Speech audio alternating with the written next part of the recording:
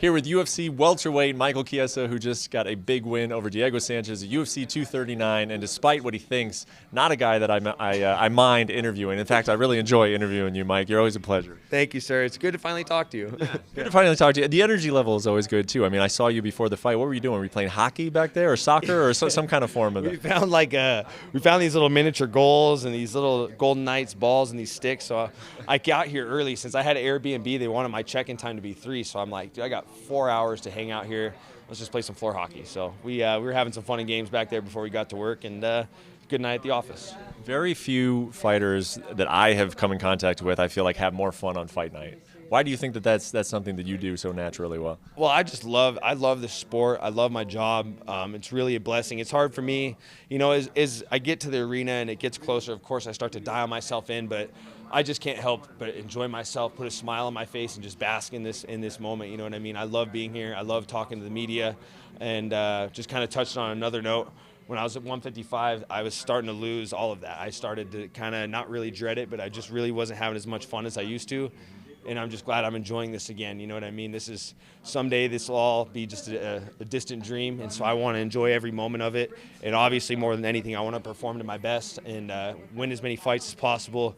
And I'm just right where I need to be to do all of that. So I'm just very blessed to be where I'm at talking to you guys, and it was a good night. How about the entire experience of a Diego Sanchez fight week, man? Because I just don't think that you can find anybody who watches this sport and doesn't like the guy and have so much respect for what he has done over such a long amount of time. But then you guys are staring down each other, and it's a competition, and you guys are going to try and hurt each other. What was that experience like? Well, I'll tell you one thing. I put a lot of pressure on myself because there's a lot of things surrounding, him changing camps, having this awkward guy, this Ito Portal type of guy in his corner. And all of a sudden today, all these videos are surfacing, and I get to the arena, and everybody's showing me these videos talking about how he's lighting candles and incense in his locker room. And everyone's just like, dude, you're going to have a good night. You're going to do this. You're going to do that. And I'm like, dude, I would rather be fighting a guy coached by Mike Brown because there's no pressure. It's like world-class coach, whatever, world-class team, cool. But it's like, I put a lot of pressure on myself, and I'm like, dude, if I freaking lose to Diego Sanchez tonight, this is like career suicide. You know what I mean? So I put a tremendous amount of pressure on myself, but that's okay. I can deal with those kinds of things. But it was a very interesting fight week. Yeah, it was interesting. But I'm glad I came away with the win. Thought I could get the finish. Got close. It is what it is. I'm just happy that I've won 2 in a row at welterweight. The fight itself, where did you feel like you needed to be careful, if anywhere? I needed to be careful in the scrambles. When I took him down in the first, and I kind of, it's like, I'm thinking armbar. I'm starting to my creative grappling starting to come out. I had to reel myself back in. I'm like, don't do it, because look what happened to Mickey Gall. Look what happened to Craig White. I respect Diego Sanchez. I respect his skill set. I'm not going to play that game underneath him, where that's his wheelhouse. When guys are going for submissions from the guard, that is where he does his most work. When he's hipping in, he's looking to do damage. So I had to reel myself back in round 1, back, dude, this is not your game. If I'm fighting someone else, that's not Diego Sanchez, I'll start going for subs from the bottom and stuff. But this, I had to reel myself back in, get back to the game plan. The game plan was ride the legs, surf him, control his wrists, look for the TKO. I tried to go for a couple finishes, and I could hear my corner like, bail. You know what I mean? Like, chances are of me subbing Diego Sanchez are very slim and none. And in the back of my mind, I wanted to be the first guy, you know what I mean? But I'm not going to go chase bonuses and chase those types of things. I'd just rather get away with the win. And, almost TKO'd him in the second. That's how we thought the fight would play out. If I'm going to finish him, it'd be a TKO. Didn't happen, but I got a dominant win, and I'm very happy. I think I'd be remiss if I didn't mention, everybody's talking about your size and your strength, and it just feels like you've grown 2 sizes since we've seen you at lightweight, which is weird because, sometimes when guys are moving up from lightweight, they're like, oh, they're going to be too small for this division. You look big for this division, Mike. What problems do you pose to the very top of the 170-pound division? I pose a lot of problems because I'm fighting with a 15-pound weight allowance. You know what I mean?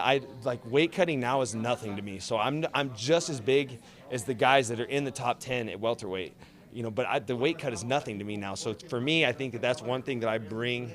The one thing advantage I have over these guys going into fight week, it's not a big deal for me to cut 10, 15 pounds, even 20 pounds, because I used to cut 35, 40, you know what I mean? So it's like, I've always had the frame, and ever since the Pettis fight got over last year, I've been working hand in hand with the Performance Institute staff. Me and Bo Sandoval are like this, and he has given me all the tools to build my body. As long as I follow what he says, I was able to fill my frame out and become a true welterweight. And I am now out of camp. I'm an in shape 200-pound athlete. You know what I mean? And that's the biggest thing for me is I want to be. I got tired of being just like this scrawny spider guy. Like I want to be a big athletic guy. I want to be big, strong, fast. And now I'm able to execute my techniques better. Now I'm able to think more clear. Like if 155 trying to rebound from that weight cut, it's really hard to go in there and be cerebral. You know what I mean? I'm just kind of having to fight with instinct that's not there. So now I'm able to fight with intelligence. I was able to make decisions tonight on the fly, where at lightweight it was just kind of like, I'm fighting in a fog. So this is the right division for me.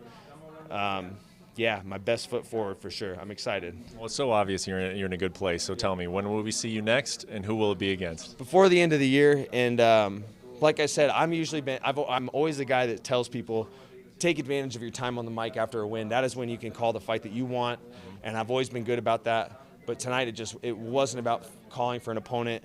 I never said anything on social media. I kind of kept it to myself, but I lost a good friend, Jess Roskelley, in a climbing accident. He was an alpine climber, somebody I admired very much, just like one of my heroes, and that I was very blessed to have as a friend.